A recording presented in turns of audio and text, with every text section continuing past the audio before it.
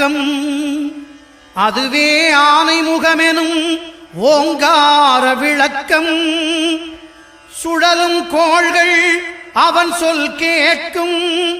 அவனை தொழுதால் போதும் நல்லதே நடக்கும். ஆனைமுகனை தொழுதால் நவக்கிரகங்களும் மகிழும்.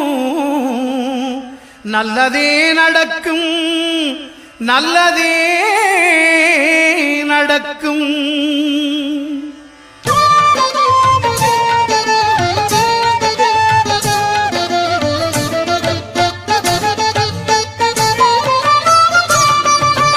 ஒன்பது கோளும் ஒன்றாய் காண